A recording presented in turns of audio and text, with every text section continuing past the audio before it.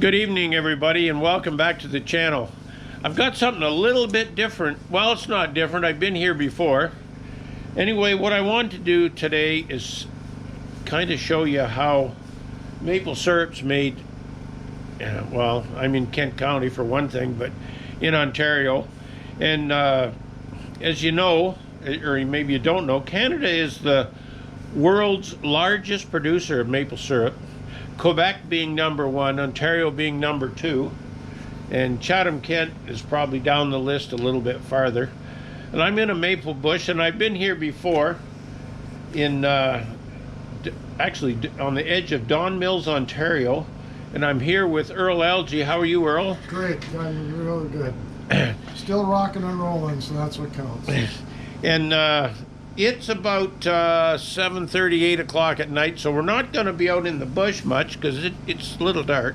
Yep, she's getting a little, quite a few flashlights. But how syrup works, it only runs really in the afternoon, like it's got to be. Well, tell us about it, Earl. Well, we have found, and we're not experts, and Mother Nature tells us when we're going to gather sap, basically. But the most opportune time is a bit of frost at night, -1 or 2 at night, and probably +3 or 4 or 5 during the day. Usually a nice sunny day. Sap flows quite well.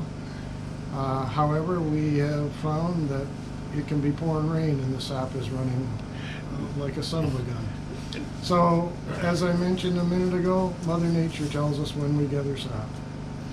You can do anything you want, but if she's not ready, it's not coming. That's right. Now, did yours run yesterday? No. Yesterday, ours it didn't flow at all yesterday. It was bright and sunny, but I think it was cold wind. Too cold. That wind was too cold. It was 6 degrees, but the wind was cold. Yes. And the tree don't like it. No, that's right. Mother Nature or the tree says, no, I'm not putting any sugar up from the roots to the leaves because this might be a storm coming, or we don't know. And today was a beautiful day. Today was a beautiful day, and we got some sap running, and we just gathered here, the crew, just before dark to date, and it's flowing. Some trees are flowing quite well.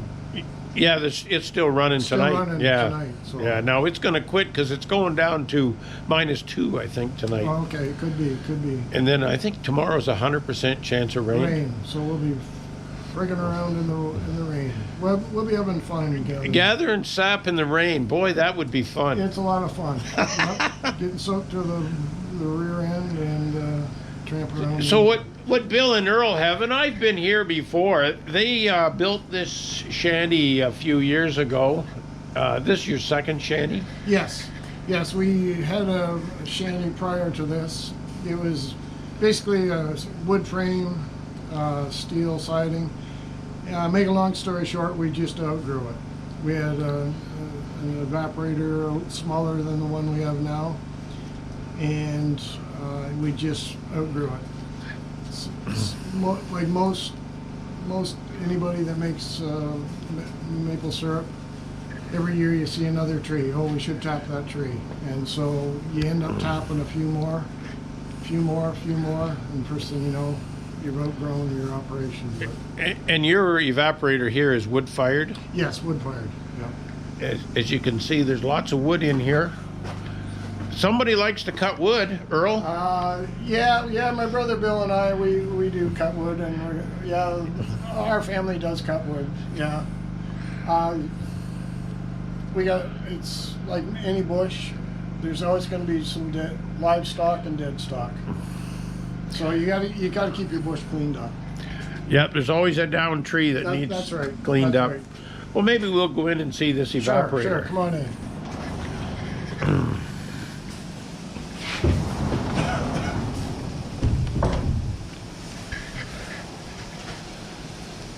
Okay, Earl. Okay.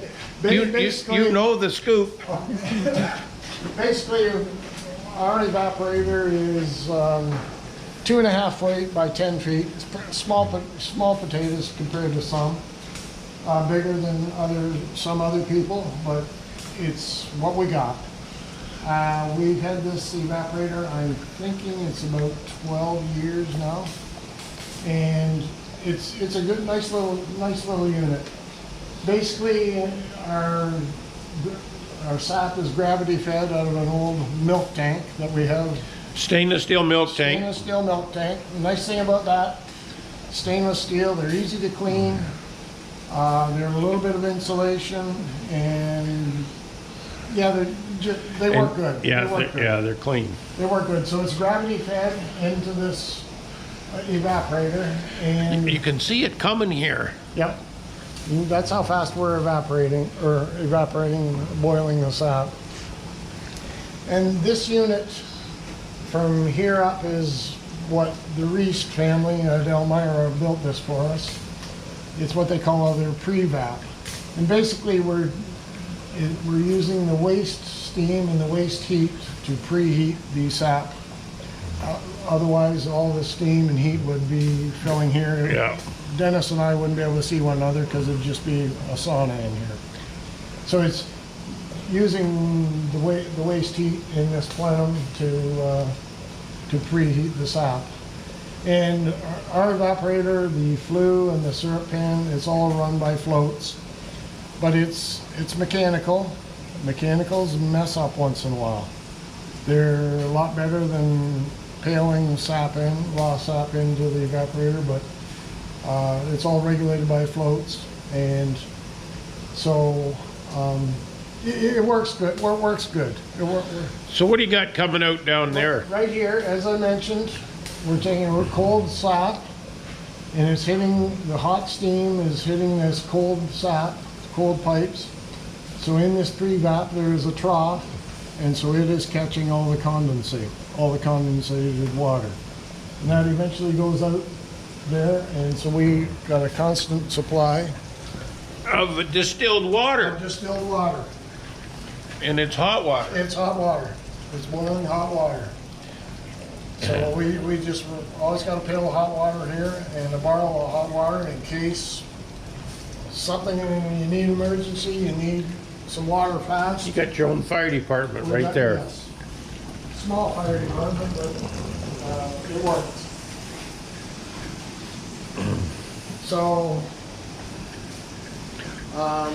yeah, basically it's just it's run by a set of floats and valves and so on and so forth. And sap goes into the evaporator. It's a raised flue evaporator. There's flues inside the evaporator, and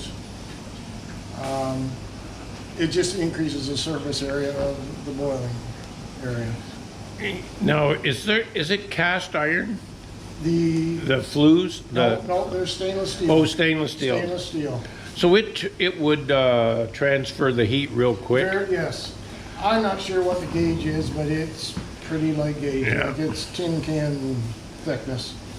So if we ever ran out of sap, we tend to have about an inch, maybe inch and a half of sap over the top of that flues. Keep her covered. Keep her covered.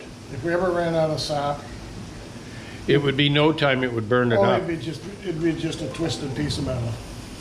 Just so much heat in there. So So then this is kind of your finishing area? yes, it comes out of the evaporator and a series of valves into a finishing pan, and basically just keeps boiling the sap away till we think it's maple syrup. In theory, from what I know, maple sap that is boiled to about 7 degrees above the boiling point of water, that's when you get syrup, in theory. And so we boil the sap till it gets up to about 222, 220 degrees. So we're about 218 there? Yeah, 218 roughly. So we got a little bit more to boil.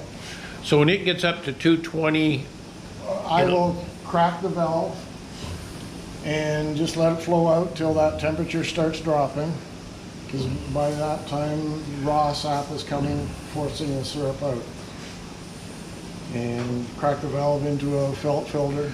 and then you filter it right here, hot. I filter it hot right here into some pails. and then I transfer it over to another finishing pan. So how much would, when you take a shot off of here, how much would you get? Would you take a gallon or half a Now, in gallon? our situation, I'm going high tech here, I'm talking metric. We're getting about 18 to 20 liters per batch. So, Oh, that much? so 4 to 5 gallons roughly at a batch. Now, we're running, in our syrup pan, we're running about 2 inches depth. If we wanted to run it about a 1-inch depth, You'd get less. we'd get less in a batch and probably have a little bit lighter syrup. We have mostly dark syrup because most of our trees are soft maple, lower sugar content in the sap. So we have to boil more, longer, and what gives it the dark color is caramelized sugar.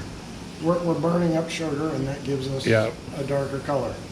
So if you had all hard maple, you'd have a lot lighter syrup. We would have lighter syrup, Yeah.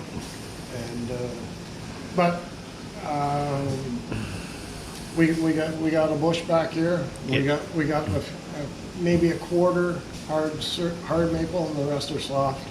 We're using what we got. And it's hard to change it because It it takes a few minutes to grow a hard maple It tree. takes a couple of days, that's for sure.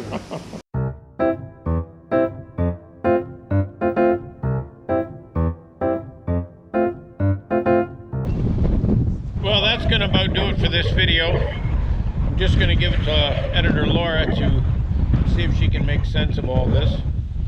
And I know it's a little different than before, but hey.